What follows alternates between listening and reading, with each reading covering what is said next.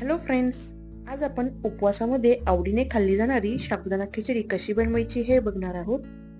ही साबुदाणा खिचडी बनवताना साबुदाणा भिजवताना आपण कोणती काळजी घ्यायची, त्यासोबतच साबुदाणा व्यवस्थित भिजला आहे की नाही किंवा साबुदाणा व्यवस्थित शिजला आहे की नाही हे कसे ओळखावे हे सुद्धा आपण पुढे व्हिडिओमध्ये बघणार आहोत. त्यासाठी व्हिडिओ शेवटपर्यंत नक्की बघा. चला तर पटकन आपण रेसिपीला सुरुवात करूयात. त्या अगोदर अन्नपूर्णे सदापूर्णे डीप सीजनमध्ये तुमचं खूप खूप स्वागत. व्हिडिओ आवडल्यास व्हिडिओला लाईक, शेअर आणि चॅनलला सबस्क्राईब करायला विसरू नका. साबुदाणा खिचडी बनवण्यासाठी इथे आपण 1 कप साबुदाणा घेतलेला आहे. तो आपण इथे 4 ते 5 तास व्यवस्थित भिजवून घेतलेला आहे. साबुदाणा भिजवताना आधी 1 ते 2 पाण्याने स्वच्छ धुवून घेतलेला आहे व त्यानंतर साबुदाणा व्यवस्थित भिजण्यासाठी अर्धा कप पाणी आपण त्यामध्ये ऍड केलेले होते. साबुदाणा व्यवस्थित भिजला आहे की नाही हे चेक करण्यासाठी आपण अशा प्रकारे साबुदाणा हातावर स्मॅश करायचा आहे. जर साबुदाणा बोटांवर पूर्णपणे अगदी स्मॅश झाला तर साबुदाणा व्यवस्थित भिजला आहे असे समजावे. सर्वात अगोदर आपण 1 कप शेंगदाणे भाजून त्याचे साल काढून घेतलेले आहे. इथे मी हाफ कप माप वापरलेले आहे, त्यामुळे 2दा शेंगदाणे ऍड केलेले आहेत. मिक्सरमध्ये आपण अशा प्रकारे दळून घेणार आहोत. दळताना थोडेसे जाडसर ठेवलेले आहे. यानंतर मिक्सरच्या भांड्यामध्ये आपण 4 ते 5 हिरव्या मिरच्या घेतलेल्या आहेत. मिरच्यांचे प्रमाण तुम्ही आवडीप्रमाणे कमी जास्त करू शकता. अशा प्रकारे बारीक हिरवी मिरची दळून झालेली आहे. या ठिकाणी 1 मोठे बटाटे सोलून आपण त्याचे अशा प्रकारे पातळ काप करून घेतलेले आहे. तुम्ही हवे असेल तर उकडलेले बटाटे सुद्धा या ठिकाणी घालू शकता. कढईमध्ये 2 ते 3 वगळी तेल आपण घेतलेले आहे. तेल गरम झाल्यानंतर आपण त्यामध्ये हाफ टीस्पून जिरे घालणार आहोत. जिरे ऑप्शनल आहेत. जिरे छान फ्राय झाल्यानंतर आपण त्यामध्ये बारीक केलेली हिरवी मिरची घालणार आहोत.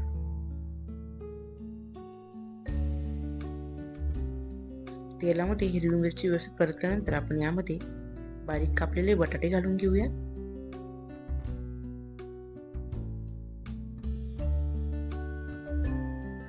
बटाटे तेलामध्ये व्यवस्थित परतून घ्यायचे आहेत. आता आपण गॅसची फ्लेम लो करायची आहे. यावर झाकण ठेवून अशा प्रकारे वाफ देऊन बटाटे व्यवस्थित शिजवून घ्यायचे आहेत. 2 ते 3 मिनिटांनी व्यवस्थित परतून घ्यायचे आहेत व पुन्हा झाकण ठेवून बटाटे काही वेळ असेच शिजू देणार आहोत. 10 ते 12 मिनिटं झालेली आहेत. बटाटे व्यवस्थित शिजले गेले आहेत की नाही चेक करूया. अशा प्रकारे आपण कट केले असता ते सहजपणे कट होते. यानंतर आपण यामध्ये भिजवलेला साबुदाणा ऍड करूयात.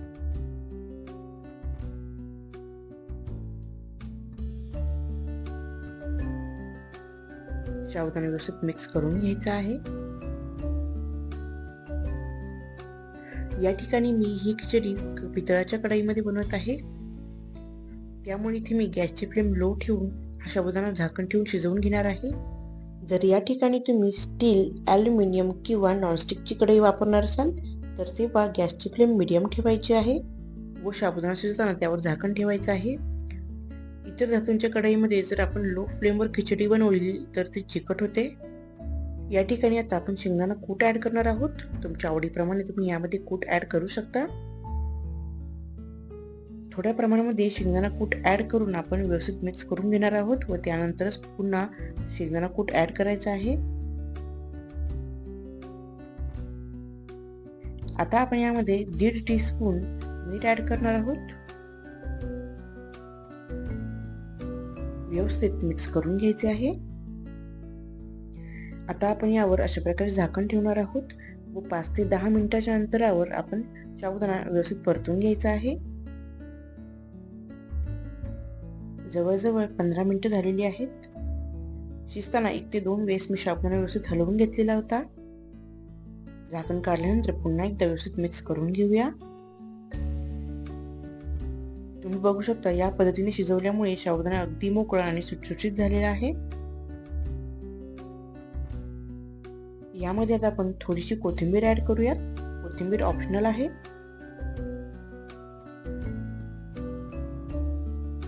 व्यवस्थित मिक्स करून घेऊया.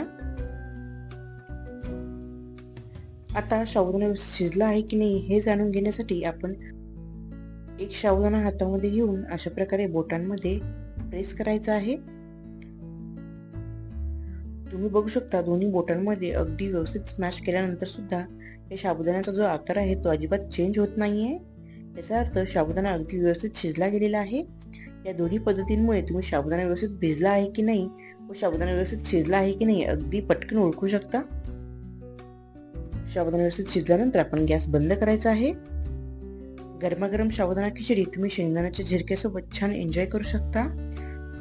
शेंगदाण्याचे झिरके किंवा बरपट कशी बनवायचे याची लिंक मी डिस्क्रिप्शन बॉक्समध्ये दिलेली आहे, तुम्ही नक्की चेक करा. जर तुम्हाला साबुदाणा खिचडी बनवण्याची ही पद्धत आवडली असेल तर नक्की ट्राय करून बघा.